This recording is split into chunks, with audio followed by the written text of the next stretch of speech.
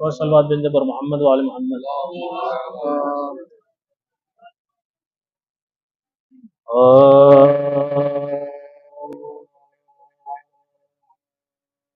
لا شکبر کی جو مقتل سے اٹھا لا،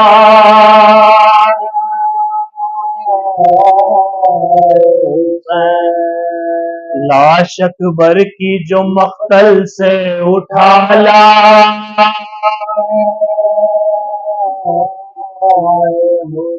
نوجوان کو صف اول سے اٹھا لا،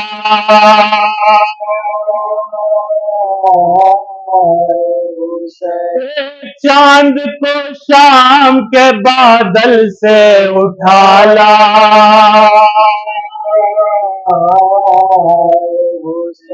جابلب شیر کو جنگل سے اٹھا لا،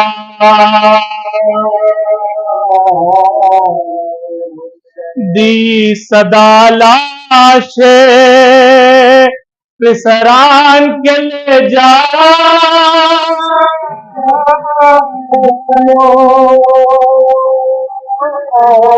چھٹ گیا برچھی سے اکبر کا کلیجہ،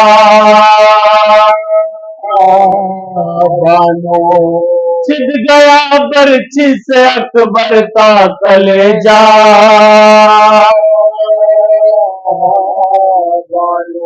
دیکھ لے آخری دیدار پسر مرتا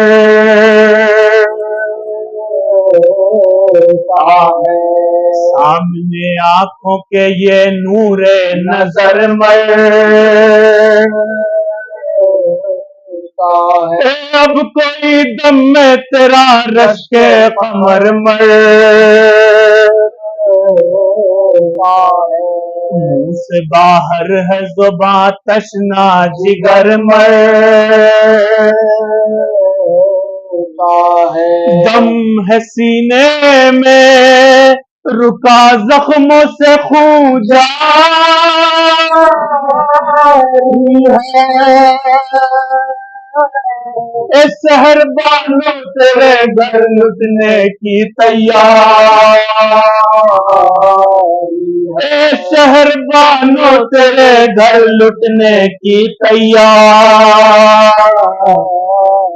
ہے، پہنچی خیموں میں جو حضرت کی یہ پرداز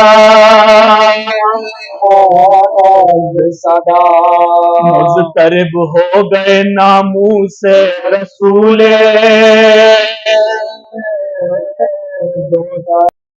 دوڑی سوئے در پھینک کے سر پر،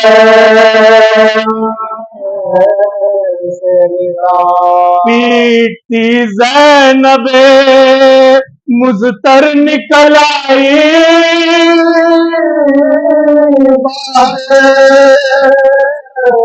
بان گھبرا کے کھلے سر نکل آئے، بان گھبرا کے کھلے سر نکل آئی، باہر شے کے کاندھے پہ جو دیکھا علی اکبر، راس آیا نہ میرے بچے کو اٹھا، یہ کیا غضب ہو گیا ہے بادشاہ نے، ہاتھ پھیلا کے یہ چلائی کہ ہائے ہائے، ہاتھ پھیلا کے یہ چلائی کہ ہائے ہائے، ٹکڑے تیغوں سے بدن ہو گیا سارا،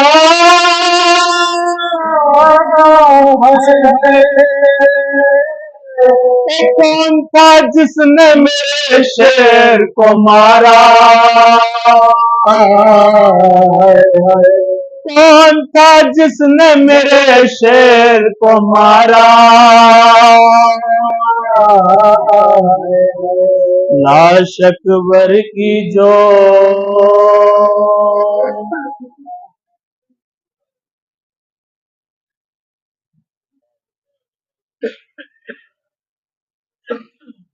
جو حضرات باہر تشریف فرمائے ان سے دستبستہ گزارش ہے فرش اعضاء پہ تشریف لے آئے. مولانا تشریف لا چکے ہیں. آخر میں گزارش کروں گا حجت الاسلام والمسلمین عالی جناب مولانا منظر صالح زہری صاحب کو سے کہ وہ آئیں اور افضل ممبر اور مجلس کو خطاب کریں. پر محمد و آل محمد صلی اللہ علیہ وسلم.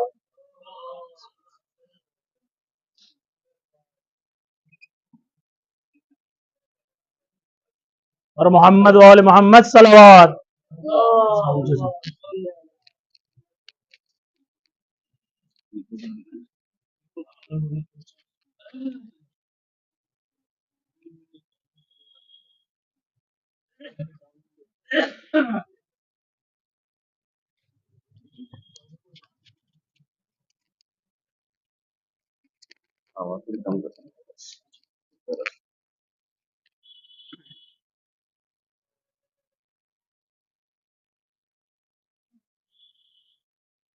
فاتحہ.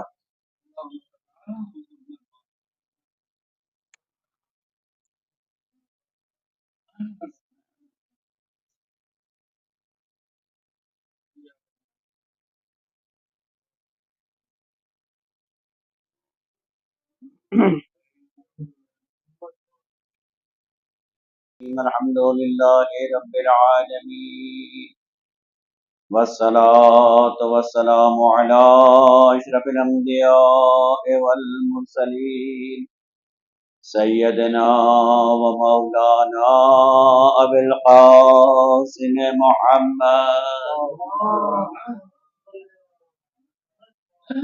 وعلى أهل بيته الطيبين الطاهرين المعصومين المظلومين ولعنة الله على أعدائهم أجمعين من الآن إلى قيام يوم الدين. أما بعد فقد قال الله تبارك وتعالى في كتابه المبين وهو أصدق القائلين وقوله الحق ولا تهنوا ولا تحزنوا وأنتم الأعلون إن كنتم مؤمنين. صلوات محمد.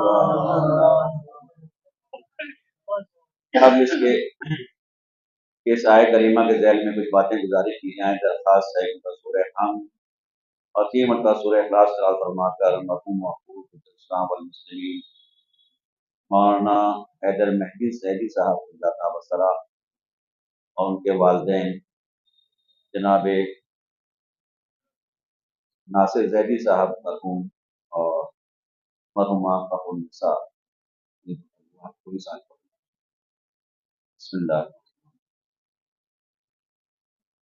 الرحمن الرحیم.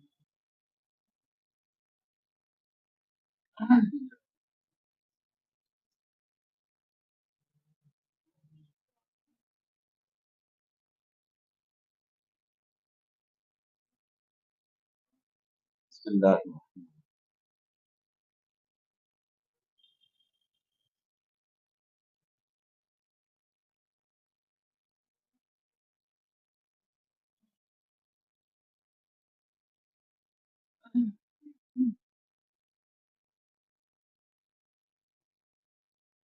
ایک صلوات پر محمد و آل محمد.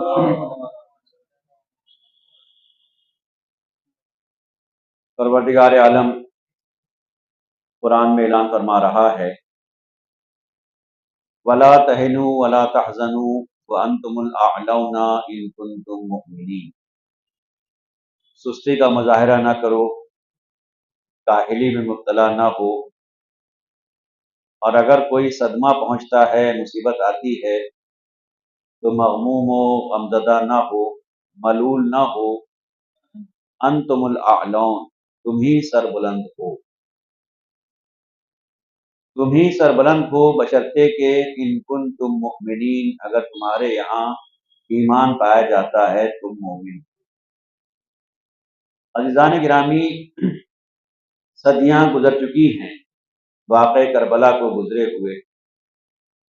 مگر آج بھی یہ واقعہ دنیا کے کونے کونے میں دہرایا جاتا ہے، بیان کیا جاتا ہے۔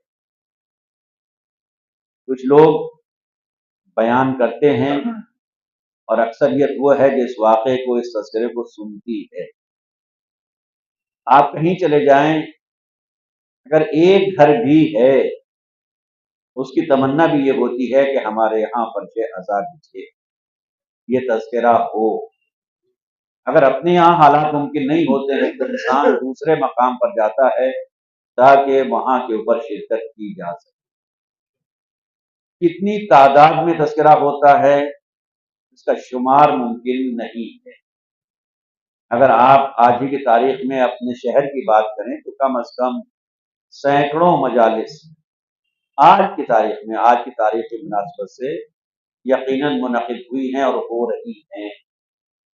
صدیاں گزر چکی ہیں، یہ تذکرہ ہو رہا ہے، ہم بچپن سے سنتے چلے آ رہے ہیں، جب سے توفیق شامل حال ہوئی بیان بھی کرتے چلے آ رہے ہیں۔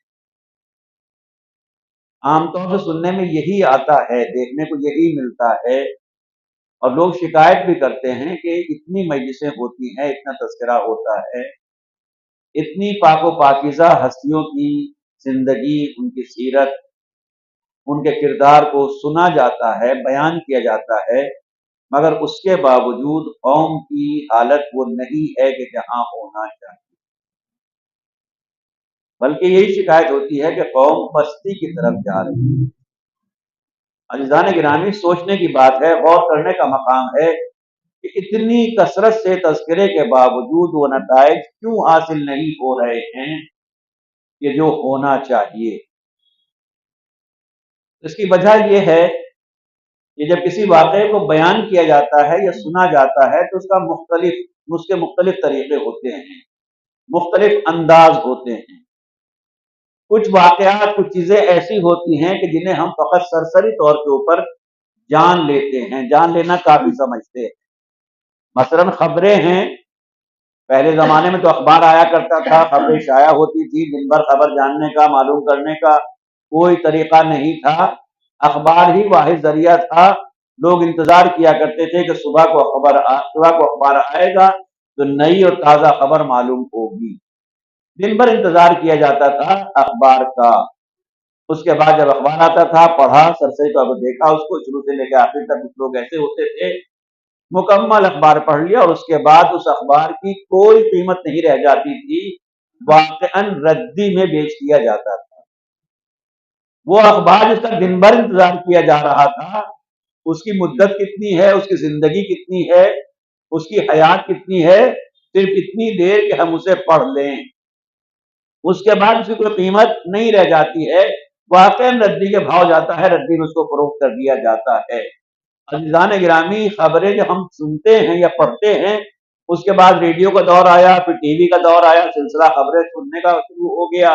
اب خبریں سننے کا انتظار ہو رہا ہے، پہلے پڑھنے کا انتظار ہوتا تھا، اب سننے کا انتظار ہو رہا ہے، اور اب تو بہرحال وہ دور آ گیا کہ جب کوئی وقت نہیں رہ گیا ہے، جب دیکھیے بریکنگ نیوز آیا کرتی ہے، جھوٹی خبریں پہلے سے پھیلا دی جاتی ہیں تاکہ جو ہمارے سامعین ہیں، ہمارے ناظرین ہیں، وہ ہمیں چھوڑ کے نہ جانے پائیں، بس بہت جلد آ رہے ہیں اور ابھی آ رہے ہیں اور فوراً آ رہے ہیں اور چھوڑ کے نہ جائیے گا۔ یہ ساری چیزیں اس لیے ہیں تاکہ لوگ ہم سے وابستہ رہیں۔ تو عزیزان گرامی، ہم جو یہ خبر پڑھتے تھے یا پڑھتے ہیں یا سنتے ہیں، آیا اس خبر کا ہمارے اوپر اثر ہوتا ہے یا نہیں ہوتا ہے؟ کتنا اثر ہوتا ہے؟ خبر ہمیں معلوم ہو گئی، خبر ہم نے پڑھ لی، ایک حادثہ بھی اگر ہوا وہ بھی ایک خبر ہے، مثلا جہاز ابھی گر گیا، 250 افراد جہاں بحق ہو گئے، دنیا سے رخصت ہو گئے، خبر ہے کہ نہیں ہے؟ 250 افراد کی موت کوئی معمولی موت نہیں ہے، لیکن تھوڑی دیر کے لیے ہم متاثر ہوئے اور اس کے بعد ہماری صحت کے اوپر کوئی فرق نہیں پڑا، اس سے ہم نے کچھ جاننے کی کوشش نہیں کی۔ تو ایک مسئلہ یہ ہے، ایک صورت یہ ہے کہ فقط جان لیا جائے، معلوم ہو جائے، تذکرہ کرنے والا تذکرہ کر دے، بیان کرنے والا کر دے، پڑھ دے اور ہم سن لیں، یا جیسے بھی صحیح اخبار میں پڑھ لیں اور اس کے علاوہ کوئی تعلق نہیں ہے، یا یہ کہ تھوڑی تفصیل بھی جاننے کی کوشش کی جائے کہ حادثہ کیوں ہوا، کیا وجہ تھی، کیا اسباب تھے۔ عام آدمی کو اس سے فکر نہیں ہوتی ہے، اس سے تعلق نہیں ہوتا ہے۔ हुआ होगा हमसे क्या मतलब है, कैसे हो गया हमसे क्या मतलब है। लेकिन जो इस मैदान के अफराद हैं उन्हें यकीनन दिलचस्पी है कि वो तफसीलात मालूम करें, इसलिए कि उनकी जिंदगी, उनकी रोजी रोटी, उनका कारोबार उसी से जुड़ा हुआ है। अगर ये सफर सलामत के साथ होगा, सलामती के साथ होगा, तो लोग चलेंगे और ये सफर कारोबार रहेगा। और अगर ये जहाज ऐसे ही गिरने लगे तो लोग चलना बंद कर देंगे, मुसफर करना छोड़ देंगे। नतीजा ये होगा कि कारोबार ठप हो जाएगा, बिजनेस बैठ जाएगा।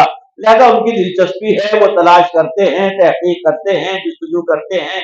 कंपनी वाले अलग अंदाज से, बिजनेस वाले अलग अंदाज से, चलने वाले अलग अपने अपने दिलचस्पी के एतबार से तफसीलात जानने की कोशिश करता है, मगर आम आदमी को इससे कोई मतलब नहीं होता है, वो उससे मुतासिर नहीं हुआ करता है। तो अजीजान गिरामी, वाकया हमने सुना, हादसा हमने सुना, हमारे सामने बयान किया गया, मगर हमने उससे कोई असर नहीं लिया है। ये भी एक तस्करे का अंदाज है। तो हम जो जिक्र करबला करते हैं, क्या महज इस तरीके से तस्करा कर दिया जाए कि जैसे कोई खबर बयान की जाती है, या थोड़ी देर बैठ के उसकी तफसीलात को अंदाजा लगा लिया जाए, ये वाकया क्यों रूनुमा हुआ, कैसे रूनुमा हुआ, कहाँ रूनुमा हुआ, कौन कौन अफराद शामिल थे, कौन किधर था, तफसीलात से आगाही हासिल कर ली जाए। नहीं अजीजान गिरामी, कुरान करीम ने भी अपने दामन में बेशुमार वाकयात को न जगह दी है और नक़ल किया है, बयान किया है। देखिए कुरान को उठा के देखिए, कुरान का मुतालिया करें तो अंदाजा होगा ये कुरान करीम ने बेशुमार वाकयात बयान किए। सवाल यह है कि कुरान क्यों वाकयात बयान कर रहा है? क्या कुरान कहानी की किताब है, किस्से की किताब है, लोरी की किताब है? जिस तरीके से बच्चों को सुलाने के लिए लोरियां सुनाई जाती हैं, ऐसे लोरियां सुना दी जाए, सबक सबक के उनको सुला दिया जाए? या कुरान किताब तरबियत है, आईने जिंदगी है, आईने हयात है, वहां पर जिंदगी के उसूल बयान किए जाते हैं? तो जवाब यही होगा कि कुरान करीम किताब जिंदगी है, आईने जिंदगी है, वहां पर जिंदगी के उसूल बयान किए जाते हैं।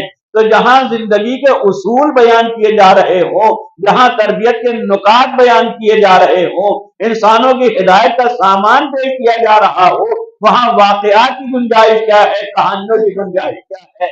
आवाज कुदरत आएगी। ये वाकयात जो हमने बयान किए हैं, ये वाकया बराए वाकया नहीं था, ये कहानी के तौर पर नहीं था, बल्कि इन वाकयात में तुम्हारे लिए, बल्कि साहिबान अक्ल के लिए इबरत का सामान पाया जाता है। एक सलावत पढ़े मोहम्मद वाले मोहम्मद।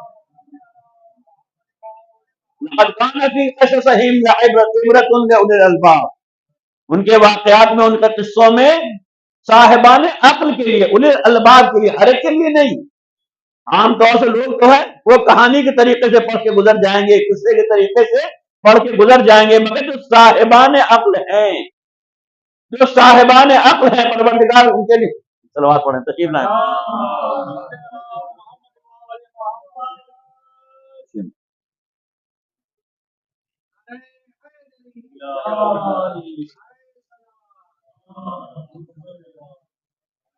कुरान कहता है इन वाकयात में साहिबान अक्ल के लिए इबरत का सामान है। इबरत के माना क्या है?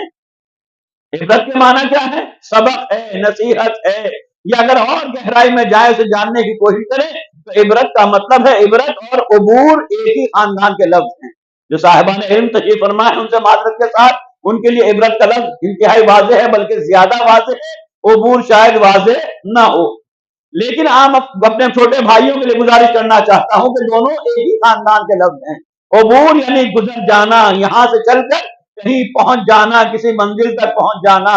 तो अजीजान गिरामी, ये वाकयात इसलिए हैं ताकि हम इन वाकयात तक महदूद न रह जाएं, बल्कि इनके जरिए से खुदा हमें जहां पहुंचाना चाहता है हम वहां तक पहुंच जाएं। एक सलावत पढ़े मोहम्मद वाले। दरअसल मसला ये है, दरअसल मसला ये है कि खुदावंद आलम ने इन्हीं वाकयात के ज़ैल में वो उसूल बयान किए हैं, वो कवानीन बयान किए हैं जिन्हें कुरान सुन्नत इलाही कहता है। वलन तजिद सुन्नतिल्लाह तब्दीला, जो सुन्नत इलाही है उसमें कभी कोई तब्दीली नहीं आ सकती है।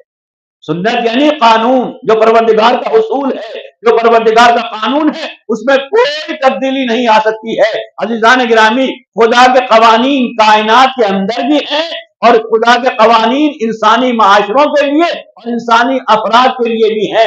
میں کائنات کی چند مثالیں پیش کر دوں تاکہ اندازہ ہو جائے کہ جو خدائی قانون ہوتا ہے جسے یونیورسل لا کہا جاتا ہے اس میں کوئی تبدیلی نہیں ہوتی ہے۔ کہیں چلے جائیں، کبھی دیکھ لیں، کسی دور میں دیکھ لیں، جیسے ہے ویسے ہی باقی رہے گا۔ دنیا لاکھ چاہے اسے تبدیل کرنا، لاکھ چاہے اس کے برخلاف عمل کرنا ناممکن ہے۔ مثلا جاذبہ اور کشش، گریویٹی جسے انگریزی میں کہتے ہیں، کشش کا قانون ہے، خدا نے خلق کیا ہے، خدا نے بنایا ہے، یعنی ہر چیز زمین کی طرف آتی ہے، کشش پائی جاتی ہے زمین کے اندر، زمین اپنی طرف کھینچتی ہے، جو بھی چیز گرے گی وہ یقیناً زمین کی طرف آئے گی۔ یہ نہیں ہو سکتا ہے کہ اوپر سے کسی چیز کو چھوڑا جائے اور وہ زمین کی طرف نہ آئے۔ دنیا لاکھ کوشش کر لے کہ ہم اسے زمین پہ نہیں آنے دیں گے تو اوپر کو لے جانا چاہیں گے، یہ نہیں ہو سکتا ہے۔ اگر اس کے پیچھے طاقت لگا بھی دی جائے، فورس لگا بھی دیا جائے، اس کے پیچھے تھوڑی طاقت صرف کی جائے تو جب تک وہ طاقت چلتی رہے گی تب تک تو اوپر کی طرف جائے گا، لیکن جیسے ہی اس کا زور ختم ہوگا وہ پھر نیچے کی طرف آ جائے گا۔ آپ ایک بال لیجئے، گیند لیجئے، اسے آپ چاہے جیسے چھوڑیں گے وہ فوراً زمین پہ گر جائے گی۔ آپ نے کہا نہیں دیکھیے زمین پہ نہیں گر رہی ہے، یہ آسمان کی طرف جا رہی ہے۔ ہم نے کہا بھائی ہم کو بھی دکھا دیجئے۔ انہوں نے پوری طاقت سے بال کو اچھالا، طاقت سے بال کو پھینکا، یہ کہاں تک گئی؟ یہ واپس آئی کہ نہیں آئی؟ یہ کتنی ہی بلندی تک چلی جائے، کہیں تک چلی جائے، لیکن بہرحال پلٹ کر واپس آئے گی۔ یہ جو خلاف فطرت اوپر چلی جا رہی تھی، یہ کس لیے جا رہی تھی؟ اس لیے کہ اس کے پیچھے طاقت تھی، ہم نے زور لگایا تھا، اس کے ذریعے سے ہم نے بلندی کی طرف پھینک دیا۔ جیسے ہی اس طاقت میں کمی آئے گی، یہ زور کم ہوگا، وہ پھر اپنے راستے پہ واپس آ جائے گی۔ پانی کو آپ لے لیجئے، کہا جاتا ہے پانی نشے میں مرتا ہے، نیچے کی طرف جاتا ہے۔ کہیں بھی آپ پانی ڈالیں گے، اگر ڈھال ہے تو پانی ڈھال کی طرف جائے گا۔ یہ ناممکن ہے کہ پانی پہاڑ کی طرف چل دے، یہ ناممکن ہے کہ پانی اونچائی کی طرف چل دے۔ اگر آپ کو اونچائی پہ پانی لے جانا ہے تو طاقت لگانا ہوگی، پمپ لگانا ہوگا، موٹر کا استعمال کرنا ہوگا۔ جتنی بلندی پہ لے جانا ہے اتنی ہی زیادہ طاقت استعمال کرنا پڑے گی، اور جیسے ہی یہ بند ہوگا، جیسے ہی اس کا زور ختم ہوگا، پانی پھر نشے کی طرف چلے گا، پھر نیچے کی طرف چلے گا۔ عزیزان گرامی، بے شمار قوانین ہیں اس کائنات کے اندر، یہ کائنات اسی نظام کے مطابق چل رہی ہے، انہی قوانین کے مطابق چل رہی ہے۔ یہ سورج جو حرکت کر رہا ہے، مشرق سے نکل رہا ہے، مغرب میں ڈوب جاتا ہے، پوری دنیا مل کے چاہے کہ ہم مشرق سے نہیں نکلنے دیں گے، پوری طاقت سے کر دی جائے ہم مشرق سے نہیں نکلنے دیں گے، کوئی طاقت نہیں روک سکتی ہے۔ جس وقت نکلنا ہے اسی وقت پہ نکلے گا، جس وقت ڈوبنا ہے اسی وقت اوپر ڈوبے گا۔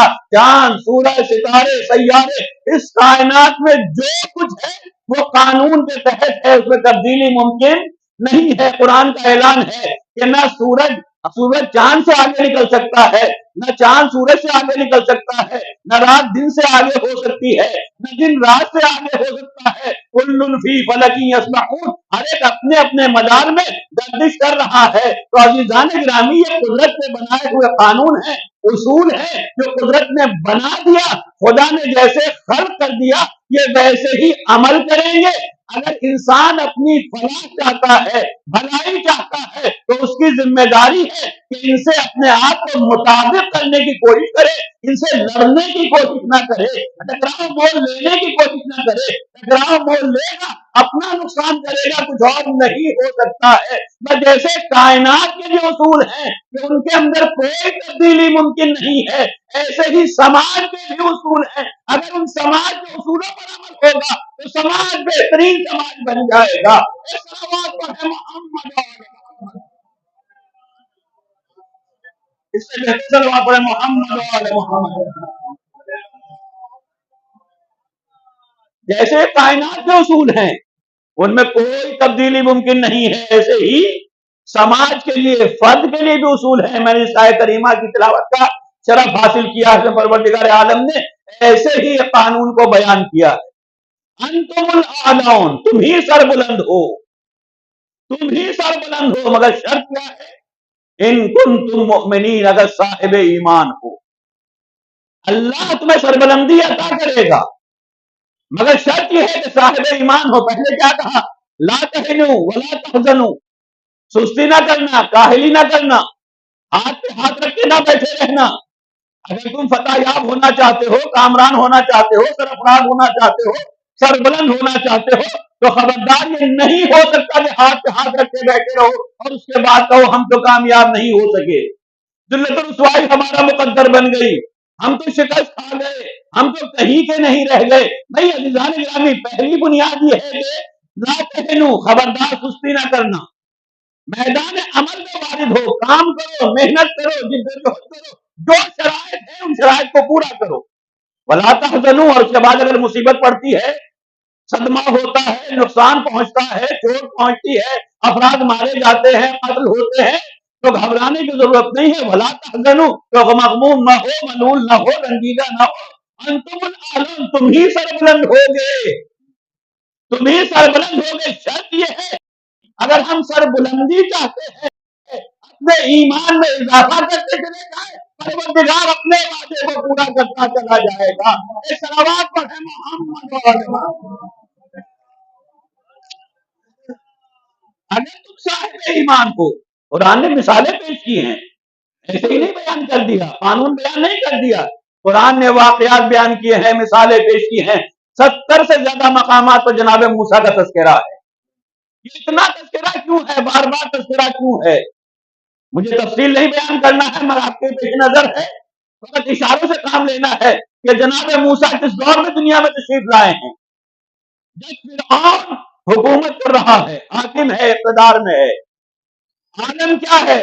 صرف حاکم نہیں ہے، صاحب اقتدار نہیں ہے، بلکہ لوگ اسے رب کہہ رہے ہیں، پوری مملکت اسے رب کہہ رہی ہے، بلکہ رب اعلیٰ کہہ رہی ہے۔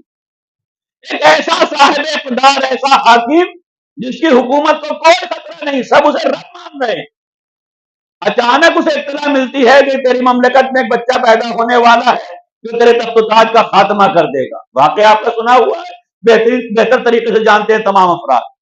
جیسے ہی یہ اطلاع ملی کہ ایک بچہ پیدا ہوگا، ہوا کیا؟ اس نے کہا ہم تو رب اعلیٰ ہیں، ہم اس بچے کو دنیا میں آنے ہی نہیں دیں گے۔ 70,000 بچوں کا قتل ہوا، تلاشی لی گئی، جاسوس مقرر کیے گئے، گھروں گھروں میں تلاشی لی جا رہی ہے، دیکھا جا رہا ہے، جہاں کہیں بھی ایسے امکانات ہوتے ہیں وہاں پر خاتمہ کر دیا جاتا ہے۔ خوف کیا ہے؟ وہ بچہ دنیا میں نہ آنے پائے جو ہماری حکومت کا خاتمہ کر دے گا۔ یہ عجیب پروردگار ہے، یہ کائنات کا عجیب پروردگار ہے، ایک چھوٹے سے بچے سے ڈر رہا ہے، وہ چاہتا ہے کہ دنیا میں نہ آنے پائے۔ بھائی اگر رب تم ہو، خالق تم ہو، تو بچے کو خلق ہی نہ کرو، دنیا میں آئے گا کہاں سے؟ لیکن اس کو ڈر ہے، خوف ستا رہا ہے۔ یہ خود اعلان ہے کہ وہ حق پر نہیں ہے بلکہ باطل پر ہے۔ بہرحال جناب موسیٰ دنیا میں آ گئے، ولادت ہو گئی، جناب موسیٰ دنیا میں آ گئے۔ اب بچے کی حفاظت کا انتظام ہونا ہے کہ نہیں ہونا؟ بچے کو محفوظ رکھنا ہے کہ نہیں رکھنا ہے؟ اگر ایسے چھوڑ دیا جائے گا تو بچے کا کام تمام ہو جائے گا، جو 70,000 بچوں کا قتل کر چکا ہے اس کا بھی قتل کر دے گا۔ جناب موسیٰ کی حفاظت کا انتظام ہونا ہے۔ خدا نے کیا انتظام کیا؟ جناب موسیٰ کی حفاظت کا انتظام کیا کیا خدا نے؟ قرآن کہتا ہے کہ ہم نے مادر موسیٰ کے اوپر وحی کی، وَأَوْحَيْنَا إِلَىٰ أُمِّ مُوسَىٰ أَنِ ارْضِعِيهِ فَاقْذِفِيهِ فِي الْيَمِّ، اسے پانی پہ اسے دودھ پلاؤ اور دودھ پلانے کے بعد اسے دریا کے حوالے کر دو۔ وَلَا تَخَافِي وَلَا تَحْزَنِي، ڈرنا نہیں، گھبرانا نہیں، إِنَّا رَادُّوهُ إِلَيْكَ، ہم پلٹا کے تمہارے پاس واپس لے آئیں گے، وَجَاعِلُوهُ مِنَ الْمُرْسَلِينَ، ہم اسے رسول بنانے والے۔ اندازہ لگائیں کہ کیسے انتظام کر رہا ہے خدا۔ مادر موسیٰ سے کہا جا رہا ہے کہ بچے کو دودھ پلا کے دریا کے حوالے کر دو، بچے کو دودھ پلا کے دریا کے حوالے کر دو۔ دنیا میں کوئی ماں ہے جو اپنے شیرخوار بچے کو چھوڑ کے چلی جائے؟ دریا کے حوالے کرنا تو دور کی بات ہے، لہروں کے حوالے کرنا تو دور کی بات ہے، کوئی ماں بچے کو چھوڑ کے چلی جائے یہ ناممکن ہے۔ شیرخوار بچے کو چھوڑ کے ماں نہیں جا سکتی ہے، مگر یہاں سے چھوڑنا نہیں ہے بلکہ بچے کو دریا کی لہروں کے حوالے کرنا، دریا کی لہروں کے حوالے کرنا ہے۔ عزیزان گرامی، پروردگار عالم کو انتظام کرنا ہے، جی چاہتا ہے بارگاہ خداوندی میں عرض کروں، واقعہ آپ کے سامنے ہے کہ انہوں نے یہی کام کیا، جناب موسیٰ پروان چڑھے، بڑے ہو گئے، رسول بنے، فرعون کا مقابلہ کیا، یہ ساری تاریخ آپ کے حوالے ہے۔ جی چاہتا ہے بارگاہ خداوندی میں عرض کروں، پروردگار تجھے موسیٰ کی حفاظت کرنا تھی، فرعون سے بچانا تھا، تو یہ بھی ممکن تھا کہ ایک قلعہ بنا دیتا، وہاں پر محاصرہ کر دیتا، بڑے بڑے لشکر کو بھیج دیتا، لشکر جنگجو افراد کو بھیج دیتا، طاقتور افراد کو بھیج دیتا، جتنا ساز و سامان، جتنا اسلحہ فرعون کے پاس ہے، اس سے زیادہ اور بڑا اور طاقتور اسلحہ ان لوگوں کے حوالے کر دیتا، تاکہ فرعون ان کا کچھ بھی نہ بگاڑ سکتا، وہ مقابلہ کر لیتے، فرعون کو شکست دیتے۔ پروردگار تیرے لیے سب کچھ ممکن ہے، تو اس طریقے سے حفاظت کیوں نہیں کر رہا ہے؟ یہ حفاظت کا طریقہ کون سا ہے کہ چھوٹے سے بچے کو، چیر خار بچے کو دریا کے حوالے کر دیا جائے؟ آواز قدرت آئے گی، نادان، اگر ہم حفاظت کرنا چاہتے تو ہم ایسے بھی حفاظت کر سکتے تھے۔ اگر ہم قلعہ بنانا چاہتے، جنگجو افراد، سلاحور افراد، طاقتور افراد، بڑا اسلحہ، ہم سب کچھ فراہم کر سکتے تھے، لیکن اگر ہم ایسے حفاظت کا انتظام کرتے تو قیامت تک آنے والے صاحبان ایمان کے لیے مثال نہ بنتی، ان کے لیے مثال نہ بنتی۔ جب بھی کوئی موقع آتا، جب بھی کسی فرعون سے مقابلہ ہوتا، جب بھی دنیا میں فرعون سر اٹھاتا، تو صاحبان ایمان خاموش بیٹھے رہتے، مقابلہ نہ کرتے۔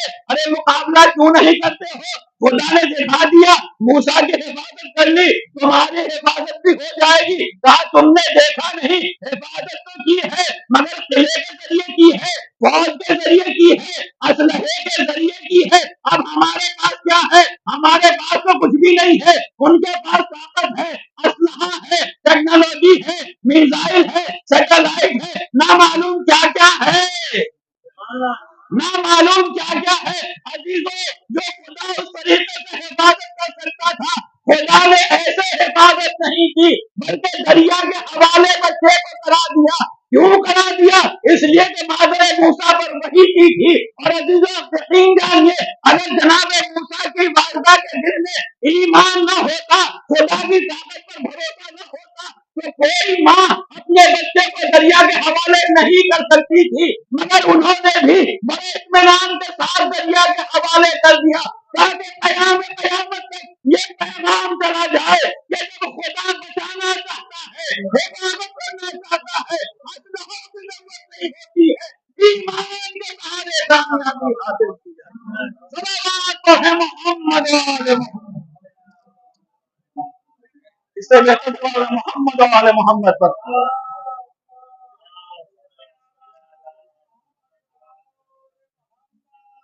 وَأَنْتُمُ الْأَعْلَوْنَ إِن كُنتُم مُؤْمِنِينَ، اگر صاحب ایمان ہو، شرط یہ ہے کہ ایمان ہونا چاہیے۔ مادر موسیٰ کا ایمان کوئی معمولی ایمان نہیں ہے۔ ایک ماں کے لیے اپنے بچے کو دریا کے حوالے کر دینا، شیرخوار بچے کو دریا کے حوالے کر دینا آسان بات نہیں ہے، مگر اطمینان کے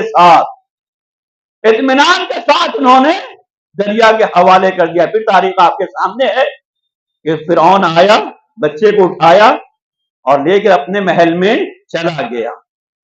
جو فرعون 70,000 بچوں کو قتل کر چکا تھا، اسی کے محل میں اس بچے کی پرورش ہو رہی ہے جسے وہ ختم کرنا چاہتا تھا، جسے وہ قتل کرنا چاہتا تھا، اسی محل کے اندر پرورش ہو رہی ہے۔ پروردگار کہیں اور بھی محفوظ رکھ سکتا تھا، کہیں اور بھی پروان چڑھا سکتا تھا، مگر قدرت مسکرا رہی ہے، یہ ہمارا انتظام ہے، یہ ہمارا انتظام ہے۔ اور صرف بلکہ میں کہوں کہ انتظام نہیں، یہ انتقام الہی ہے، یہ انتقام الہی ہے کہ تم مٹانا چاہو گے تو صحیح، ہم تمہارے بھی دربار میں پروان چڑھائیں گے۔ بہرحال اس کے بعد پروان چڑھے، جوان ہو گئے، واقعات آپ کے سامنے ہیں، نکل کے جانا پڑا، مدائن پہنچے، جناب شعیب کے ساتھ رہے، تمام باتیں۔ اور اس کے بعد جب وہاں سے شادی کے بعد واپس آ رہے ہیں، کوہ طور کے قریب سے گزرے، آگ دکھائی دی تو کہا کہ ذرا میں آگ لے آؤں، کچھ انگارے لے آؤں تاکہ تمہارے لیے گرمی کے لیے سامان کچھ ہو جائے، ہاتھ کاپنے کا کچھ انتظام ہو جائے تمہارے لیے۔ گئے اور وہاں جا کر وحی کا سلسلہ شروع ہو گیا۔ موسیٰ ہم نے تمہارا انتخاب کیا ہے، ہم نے تمہارا انتخاب کیا ہے، فاسمع لما یوحیٰ جو کہا جا رہا ہے، جو وحی کی جا رہی ہے، اب اس کو سنو۔ نبوت کا شروع ہو گیا۔ جناب موسیٰ پھر پہنچے فرعون کے پاس، پھر اپنے قوم کے پاس پہنچے اور جا کے نبوت کا آغاز ہے، ہدایت کا سلسلہ ہے، دعوت دی جا رہی ہے۔ اس نے کہا یہ سب پوری دنیا پوری کائنات رب مان رہی ہے، یہ سب رب کہے تمہیں کیا پریشانی، تم کیوں نہیں مانتے ہو؟ کہا میں اسے مانتا ہوں جو رب حقیقی ہے، جو کائنات کا واقعی رب ہے، حقیقی رب ہے، میں اس سے ماننے والا ہوں، اس کا پیغام لے کر آیا ہوں۔ واقعی آپ کے سامنے مجھے تفصیل بیان نہیں کرنا ہے۔ بہرحال کیا ثبوت ہے، کیا دلیل ہے؟ جناب موسیٰ نے معجزہ دکھایا، کہا یہ کام تو ہم بھی کر سکتے ہیں۔ ہر باطل کو ابتدا میں یہی خیال ہوتا ہے کہ یہ کام تو ہم بھی کر سکتے ہیں۔ جناب ابراہیم کے مقابلے میں نمرود کو بھی یہی خیال تھا کہ ہم بھی کر سکتے ہیں، جناب موسیٰ کے مقابلے پر ہم بھی کر سکتے ہیں۔ کہا ٹھیک ہے، جادوگروں کو بلایا گیا، مقابلہ ہو گیا، بہرحال شکست ہو گئی، فرعون ہار گیا، مگر وہ چاہتا نہیں ہے، برداشت نہیں کر پا رہا ہے۔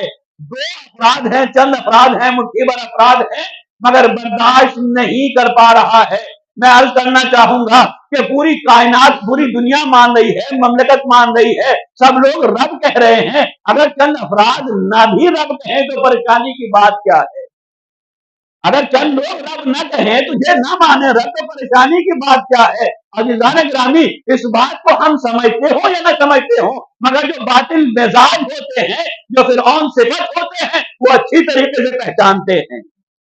جو فرعون صفت ہوتے ہیں، فرعون مزاج ہوتے ہیں، وہ اچھی طریقے سے پہچانتے ہیں۔ ان کا مزاج یہ ہوتا ہے کہ ہر ایک کو اپنے سامنے جھکایا جائے، ہر ایک کو اپنے سامنے جھکایا جائے، ہر ایک کا سر تسلیم خم کرایا جائے۔ بھائی سب مان رہے ہیں، اگر دو چار لوگ نہ مانیں گے، انکار کر دیں گے، پریشانی کی بات کیا ہے؟ وہ کہتے ہیں پریشانی کی بات ہے اگر یہ دو افراد سر اٹھا کے زندہ رہ گئے، اگر یہ دو لوگ، یہ چند افراد سر اٹھا کے زندہ رہ گئے، عزت کے ساتھ زندہ رہ گئے، تو لوگوں کو خیال ہوگا ہم تو کہہ رہے ہیں کہ رب ہم ہیں، رب اعلیٰ ہم ہیں، اور پوری مملکت مان بھی رہی ہے، سب لوگ ہمیں قبول بھی کر رہے ہیں۔ اگر یہ چند افراد ہمیں رب کہے بغیر زندہ رہ گئے، تو پھر لوگوں کو خیال ہوگا نا کہ جیسے یہ زندہ رہ سکتے ہیں، ہم بھی زندہ رہ سکتے ہیں۔ یہ رب نہیں مانتے ہیں، عزت کے ساتھ رہ رہے ہیں، انہیں بھی کھانا مل رہا ہے، انہیں بھی روٹی مل رہی ہے، یہ بھی سماج میں عزت کے ساتھ زندگی گزار رہے ہیں، جیسے یہ گزار سکتے ہیں ہم بھی زندگی گزار سکتے ہیں۔ کیا ضروری ہے کہ ہم باطل کے سامنے سجدہ کریں، رب حقیقی کو نہ مانے، وہ بھی ماننا چھوڑ دیں گے، کچھ اور لوگ پیدا ہوں گے، ان کے ذہن میں خیال ہوگا، بات پھیلتی چلی جائے گی، نتیجہ یہ ہوگا کہ ایک دن ہمیں رب کہنے والا کوئی نہیں رہ جائے گا، ہماری ربوبیت کا خاتمہ ہو جائے گا۔ بس عزیزان گرامی، ہر دور کے فرعون کا مزاج یہی ہوتا ہے، ہر دور کے فرعون کا مزاج یہی ہوتا ہے۔ آج بھی آپ دیکھیں دنیا کے حالات کیا ہیں، تمام ممالک ہیں جو سپر پاور کے سامنے جھکے ہوئے ہیں، تمام ممالک ہیں جو سپر پاور کے سامنے جھکے ہوئے ہیں، اسی کے سامنے سر تسلیم خم کیے ہوئے ہیں، کسی میں جرأت نہیں ہے کہ وہ اس کے سامنے کچھ بول سکے۔ ارے جو غیر مسلم ہیں، جو خدا کو نہیں مانتے ہیں، جو اللہ اکبر نہیں کہتے ہیں، ان کو تو جانے دیجئے، جو اللہ اکبر کے قائل ہیں، جو اپنے کو مسلمان کہتے ہیں، روزانہ اللہ اکبر کا اعلان کرتے ہیں، ان میں بھی اتنی ہمت نہیں ہے کہ ایک لفظ بول سکے۔ مقابلہ تو دور کی بات، مقابلہ تو دور کی بات، ارے پورے زمین کے اوپر ایک ہی تو مملکت ہے جو جھکنے کو تیار نہیں ہے، مگر ماننا یہ ہے جو باطل ہے وہ سمجھتا ہے اب ان کو بھی جھکانا ضروری ہے۔ ارے نہ جھکیں گے تو کیا فرق پڑے گا، سب مان رہے ہیں، ایک نے انکار کر دیا تو کیا ہوگا؟ کہا تمہیں اندازہ نہیں ہے، اگر یہ سربلندی کے ساتھ زندہ رہ گئے، آج یہ اکیلے ہیں، کل کو دوسروں کے ذہن میں خیال ہوگا ہماری چوکاہٹ خطرے میں پڑ جائے گی۔ صلوات ہے محمد و آل محمد، ہماری چوکاہٹ خطرے میں پڑ جائے گی۔ بس عزیزان گرامی، جناب موسیٰ نے پیغام خدا کو پہنچا رہے ہیں، جناب موسیٰ، پھر اس کے بعد وجود برداشت نہیں ہوتا ہے، مصلح کا وجود برداشت نہیں ہوتا ہے۔ फिरौन यही चाहता है, फिरौनी मिजाज यही है, इन्हें कत्ल कर दिया जाए। परवरदिगार आलम ने वही की जनाब मूसा के ऊपर कि ये लोग तुम्हें कत्ल करना चाहते हैं, तुम यहां से चले जाओ। जनाब मूसा रातों रात अपने अफराद को, अपने साथियों को लेकर वहां से रवाना हो गए। सुबह जब उनकी आंख खुली, ये भी अजीब रब है, उसे पता ही नहीं कि रात में क्या हो गया। सुबह जब आंख खुली तो देखा कि मूसा उनके साथी नहीं है। कहां गए, कहां गए? अब तलाश शुरू हुई, पकड़ो, देखो, गिरफ्तार करके लाओ, निकल कैसे गए हमारे दायरे इख्तिदार से, दायरे हुकूमत से, ये हमारे दायरे हुकूमत से निकल कैसे गए। बातिल का मिजाज यही होता है, उसे परेशानी होती है कि हमारे दायरे हुकूमत से निकल जाएंगे, मगर जो रब हकीकी होता है उसे परवाह नहीं होती है। ला युमकिनुल फिरारु मिन हुकूमती, परवरदिगार तेरी हुकूमत से फरार मुमकिन नहीं है। तो अज़ीज़ान गिरामी, जनाब मूसा निकले, अपने साथियों को लेके निकले। उधर से फिरौन ने अपने लश्कर को भेजा, अपने अफराद को भेजा, इन्हें गिरफ्तार करके लाओ, इन्हें पकड़ कर लाओ। चले जा रहे हैं, यहां तक के सामने दरिया आ गया, दरिया आ गया, पड़ाव डाला, और उधर से फिरौन का लश्कर पीछे पीछे चला आ रहा है। कुरान कहता है फलम्मा तरा अल जमआन, जब दोनों गिरोहों की नजरें आपस में टकराई, एक ने दूसरे को देखा, आलू इन्ना लमुद्रकून, जो जनाब मूसा के साथी थे, जिनके अंदर ईमान कमजोर था, मुस्तहकम ईमान नहीं था, उन्होंने घबरा के कहा इन्ना लमुद्रकून, हम तो पकड़े गए, हम तो दबोच लिए जाएंगे, गिरफ्तार कर लिए जाएंगे। क्यों? इसलिए कि सामने दरिया है, आगे जा नहीं सकते हैं, पुल नहीं है, कश्ती नहीं है, दरिया अबूर कर नहीं सकते हैं, और पीछे से फिरौन का लश्कर चला आ रहा है, उससे मुकाबला भी मुमकिन नहीं है। अगर मुकाबला मुमकिन होता तो हम वही मुकाबला कर लेते, शहर छोड़ के बाहर न निकलते। अब उनके सामने दो रास्ते हैं, इसके अलावा कोई तीसरा रास्ता बज़ाहिर नहीं है। उन्होंने घबरा के कहा इन्ना लमुद्रकून, हम तो गिरफ्तार हो जाएंगे, हम तो पकड़ लिए जाएंगे।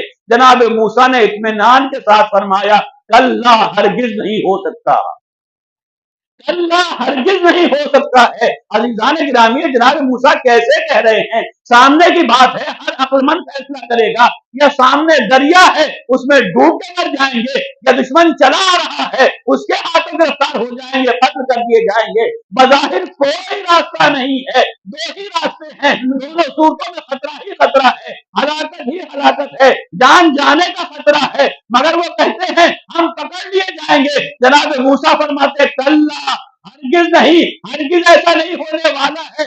ए मूसा, आप किस इत्मीनान पे कह रहे हैं कि कुछ होने वाला नहीं है, कोई खतरे की बात नहीं है, कोई डर की बात नहीं है। वो फरमाते हरगिज नहीं पकड़े जाएंगे। क्यों? इन्नमा या रब्बी, इसलिए कि मेरे साथ मेरा रब है, मेरे साथ मेरा रब है। सयाहदीन, वो रास्ते फराहम कर देगा, वो हिदायत का इंतजाम कर देगा। जब खुदा पे यकीन होता है, इंसान डरता नहीं है, घबराता नहीं है, बातिल के सामने झुकता नहीं है, खुदा पर भरोसा करता है, खुदा पर भरोसा करता है, तो खुदा भी साथ दिया करता है, नजात दे देता है। सलावत तो है मोहम्मद वाले। बस अज़ीज़ान गिरामी, वाक़या आपके सामने है, तारीख आपके सामने है। जनाब मूसा ने कहा खुदा मेरे साथ है, इन्नमा या रब्बी, मेरा रब मेरे साथ है, हमारे साथ है। जब खुदा साथ में है तो फिर घबराने की, डरने की कोई जरूरत नहीं है। सयाहदी, खुदा रास्ते दिखाएगा। तो अज़ीज़ान गिरामी, कुरान जिन उसूलों को बयान करता है, जिंदगी के जिन उसूलों को बयान करता है, जिन्हें सुन्नत इलाहिया कहा जाता है, उस पर इंसान गौर करे, उसे जिंदगी में अपनाए तो यकीनन कामयाब हो जाए। न कोई जहमत होगी, न कोई दुश्वारी होगी, न कोई इस्तिराब होगा, न कोई डिप्रेशन होगा, कुछ भी होने वाला नहीं है। क्यों? इसलिए कि सबसे बड़ी ताकत खुदा की ताकत, खुदा का वादा है, वादा बरहक है। शर्त यह है कि हम साहिब ईमान। खुदा कहता है वला यंसुरन्नल्लाहु मन यंसुरु, अल्लाह यकीनन यकीनन मदद करेगा। किसकी मदद करेगा? मन यंसुरु, जो खुदा की मदद करेगा। जो हाथ पे हाथ रखे बैठे रहेंगे, जो बातिल से साजिश कर लेंगे, जो बातिल की हाँ में हाँ मिलाएंगे, उनकी मदद करने वाला नहीं है। खुदा मदद करेगा, यकीनन मदद करेगा। साहिबान इल्म तशरीफ फरमा है, माजरत के साथ, बड़ी ताकीद के साथ, लाम ताकीद भी है, नून ताकीद भी है, सकीला भी है, मुकर्रर यकीनन यकीनन खुदा मदद करेगा। किसकी मदद करेगा? मैं यंसुरु, जो खुदा की मदद करेगा। हमारे अंदर इतना हौसला होना चाहिए, हमारे अंदर इतना ईमान होना चाहिए, हमारे अंदर इतना हौसला होना चाहिए कि हम दीन खुदा की नुसरत करें, चाहे जो हो जाए, चाहे जैसे हालात। जो खुदा पर भरोसा करते हैं वो हालात के मुताबिक नहीं किया करते हैं, हालात को देखकर अपना अमल या अपनी राह अमली तय नहीं किया करते, हिकमत अमली तय नहीं किया करते हैं, बल्कि वो खुदा के वादे पर, खुदा के भरोसे पर। आज जिस इमाम की शहादत की शब दिन है, चौथे इमाम सैयदुस सालिहीन ज़ैनुल आबिदीन हज़रत अली इब्न हुसैन अलैहिस्सलाम, पूरी जिंदगी उठा के देख लीजिए कैसे हालात में दीन की खिदमत की है, दीन की हिफाजत की। बज़ाहिर कोई इम्कान नहीं पाया जाता, पूरा घर तहे तेज कर दिया गया। जो अफराद बाकी रह गए थे उन्हें कैदी बना लिया गया, और कैदी बनाने के बाद दयार बदयार उन्हें फिराया जा रहा है। ऐसे हालात में इंसान के अंदर अगर हौसला है, पहली बात तो हौसला हो ही नहीं सकता है कि किसी की मुखालफत की जाए, और अगर थोड़ा बहुत हौसला बाकी भी हो तो साथियों के खत्म होने के बाद, घर वालों के खत्म हो जाने के बाद हौसला खत्म हो जाया करता है, इंसान कदम डगमगा जाया करता है। आप अंदाजा लगाइए, करबला के मैदान में पूरा घर तहे तेज कर दिया गया एक दोपहर में। अगर हमारे घरों में, हमारे खानदान में, हमारे यहाँ एक हादसा हो जाता है, एक मौत हो जाती है, तो इंसान के हवास बाख्ता हो जाते हैं, होश और हवास सालिम नहीं रहते हैं, कहना कुछ चाहता है, जबान से निकलता कुछ, कदम रखता कहीं है, कदम पड़ता कहीं है। क्यों? इसलिए कि इंसान को अपने ऊपर काबू नहीं है। जहां 72 अफराद के जनाजे एक दोपहर में देखे हों, वहां आलम यह है कि असर आशूर शाम करीबा में सजदे माबूद में सर रखा है, शुक्र इलाही का सिलसिला शुरू किया है, तो सुबह 11 को इमाम ने सर उठाया। कैसे कैसे हालात से गुजरे हैं, दुश्वार गुजार हालात, हिम्मत शिकन हालात, बज़ाहिर कोई इम्कान नहीं है। आम आदमी होता तो यही कह के खामोश हो जाता कि इन हालात में काम करना मुमकिन नहीं है, हिदायत का इंतजाम करना मुमकिन नहीं है, हम क्या करें, लोग सुनने को तैयार नहीं है, कोई हमारे पास आता ही नहीं है, हम किसी के पास जा नहीं सकते हैं, हालात ऐसे हैं, कुछ नहीं किया जा सकता है। आम इंसान होता तो यही कह के बैठ जाता कि हालात अच्छे नहीं है, इन हालात में काम नहीं किया जा सकता है। मगर इमाम हालात का पाबंद नहीं होता है, इमाम हालात को तब्दील करता है। इमाम मासूम हालात को तब्दील करता है, अपनी जिम्मेदारियों से गाफिल नहीं हो सकता है, लोगों को जमा नहीं कर सकते हैं, दावत नहीं दे सकते हैं, दीन का पैगाम बराह रास्त नहीं पहुंचा सकते हैं, तो सही हम दूसरा रास्ता अख्तियार करेंगे। खुदा का वादा है, अल्लज़ीना जाहदू फीना लनहदियन्नहुम सुबुलना, जो हमारी राह में जिहाद करते हैं, जो हमारी राह में निकलते हैं, रास्ते हम दिखाते हैं, लनहदियन्नहुम सुबुलना, हम रास्ता दिखाएंगे। खुदा ने रास्ता दिखा दिया, सैयद सज्जाद तरीका इख्तियार किया। क्या तरीका इख्तियार कर रहे हैं? दुआओं के जरिए हक का पैगाम पहुंचा रहे हैं, दुआओं के जरिए हक का पैगाम पहुंचा रहे हैं। अज़ीज़ान गिरामी, इमाम ज़ैनुल आबिदीन की दुआओं को देखें, बल्कि तमाम मासूमीन की दुआओं को देखें, खासतौर से चौथे इमाम की दुआओं को देखें, उसके अंदर वो तमाम तालीमात मौजूद हैं जो कुरान करीम में है, जो नहजुल बलागा में। कोई फर्क नहीं पाया जाता है, तौहीद भी है, नबुव्वत भी है, क़यामत भी है, इमामत भी है, अदालत भी है, अखलाकियात भी है, एहकाम भी है, सब कुछ इमाम ने उन दुआओं के ज़ैल में बयान कर दिया। क्यों? इसलिए कि दुआ इंसान की जरूरत है, दुआ इंसान की जरूरत है। इंसान चाहे दीन लेने आए या ना आए, मगर दुनिया के लिए सब चले जाते हैं, जो नहीं मानते हैं वो भी पहुंच जाते हैं। आप देखते हैं कि मज़ारों के ऊपर, बारगाहों के अंदर, या कोई दुआ देने वाला, कोई तावीज करने वाला, कहीं से मालूम हो जाए कि फला की जी असर पाया जाता है, बहुत बड़े आमिल हैं, बहुत बड़े ऐसे हैं, खुदा रसीदा इंसान हैं, पहुंच जाते हैं कि नहीं पहुंच जाते? चाहे खुदा को मानते हो या ना मानते हो, उनको, उनके दीन को मानते हो या ना मानते हो, मगर लाइन लगाए खड़े हुए हैं। क्यों लगाए खड़े हुए हैं? یہ دین کے لیے نہیں آئے ہیں بلکہ اپنی دنیا کے لیے آئے ہیں۔ تو لوگ دنیا کے لیے بہرحال چلے جاتے ہیں۔ امام نے فرمایا، امام نے طریقہ کاری اختیار کیا، حکمت عملی اختیار کی، ٹھیک ہے تم دنیا لینے کے لیے آؤ گے، ہم تمہارے حوالے دین بھی کر دیں گے۔ تم اپنی دنیا کے لیے آؤ گے، ہم تمہارے حوالے دین بھی کر دیں گے۔ مشہور واقعہ ہے کہ ایک شخص آیا صادق آل محمد امام جعفر صادق علیہ السلام، آگے کہتا ہے فرزند رسول میں سفر کے لیے جا رہا ہوں، کوئی دعا مجھے بتا دیجئے تاکہ سلامتی کے ساتھ جاؤں اور واپس آ جاؤں۔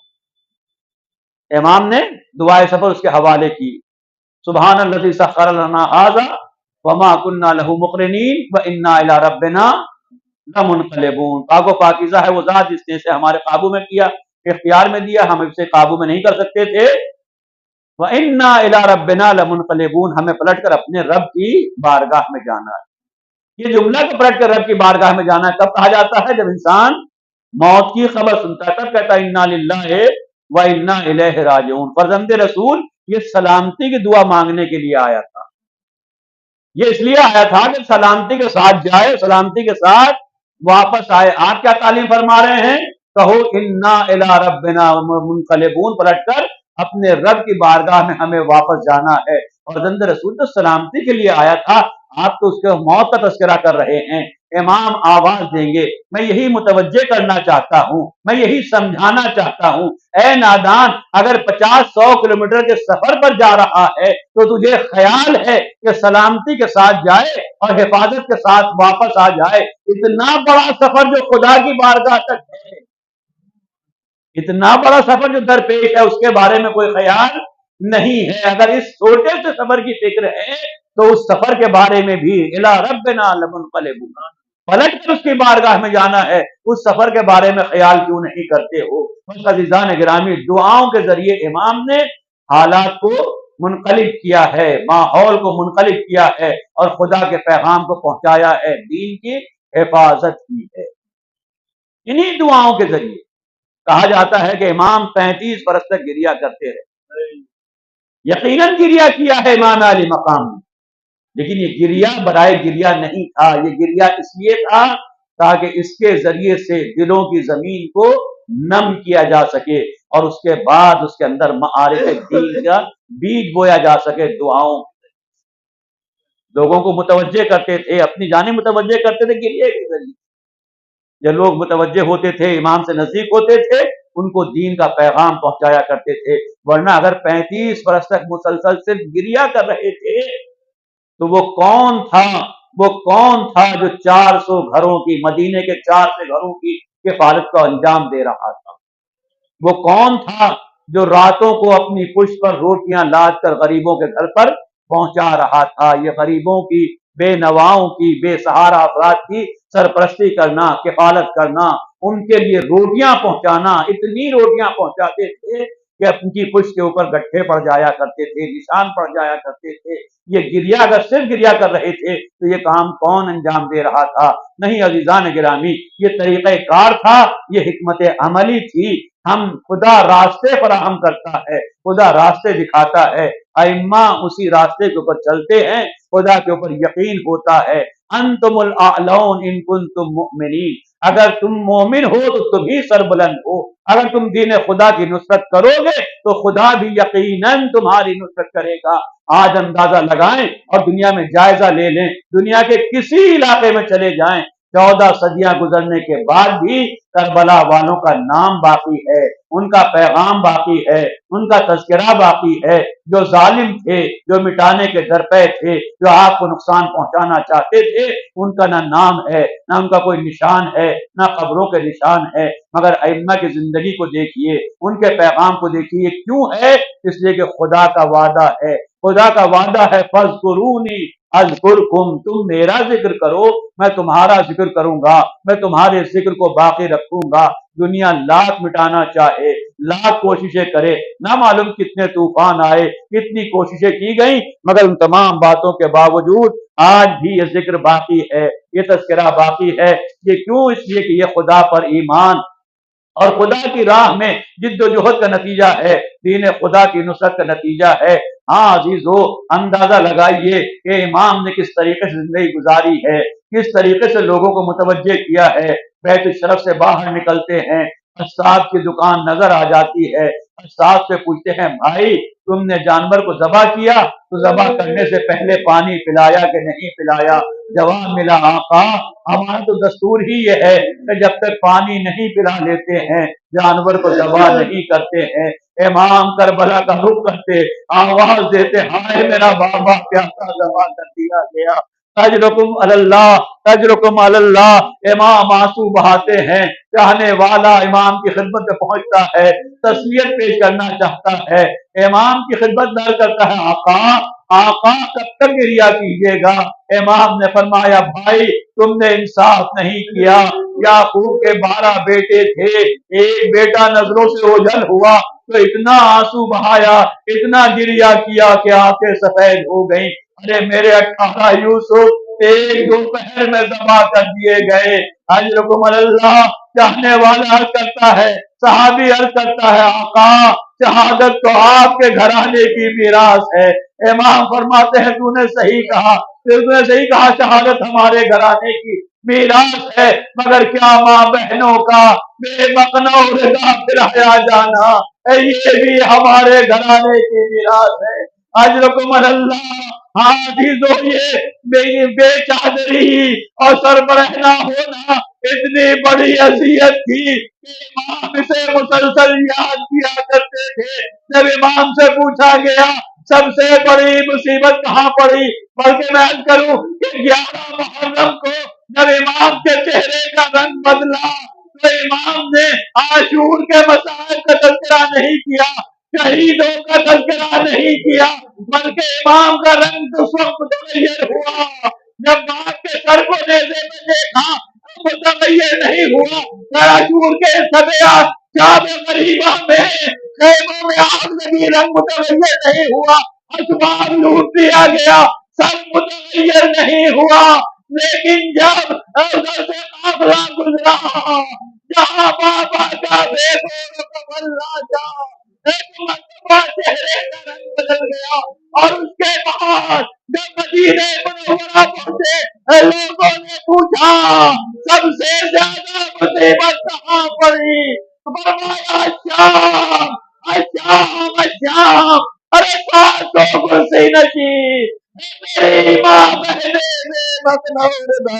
अजर को बदलना, खुदा आपको किसी गम में न रुलाए। हाँ अजीजों, अरे 35 बरस तक अपने बाबा का तज़किरा करने वाला, करबला का पैगाम पहुंचाने वाला, अपने पैगाम को नश्र करने वाला, इमाम पर अपने बाबा पर गिरिया करने वाला।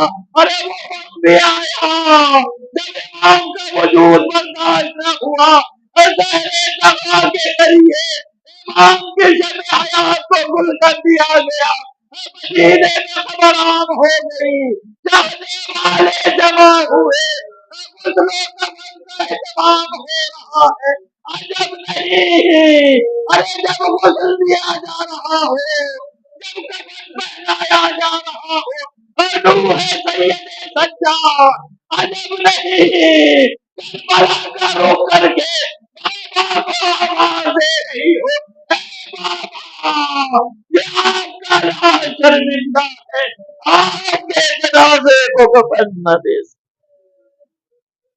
वसयअलमुल लज़ीना ज़लमू अय्य मुनक़लबिन यनक़लिबून। मातम हुसैन।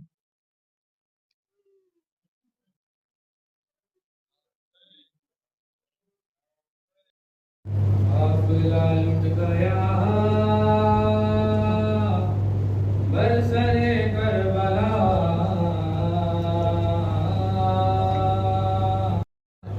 तुझको प्यासा रखा नेज़े पे हम चले, तू चली खाक पे, गाँव तेरे जले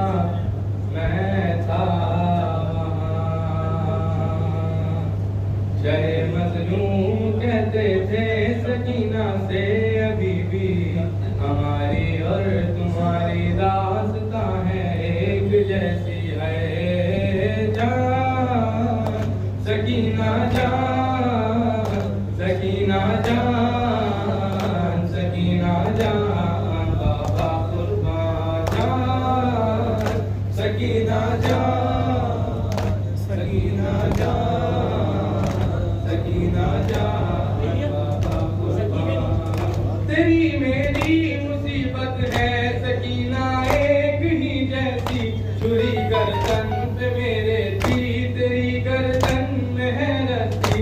मैं नेज़े पर चला हूँ और तुम कांटों पे है बीबी, मेरे सर से न हूँ जारी, तेरे कानों से हूँ जारी।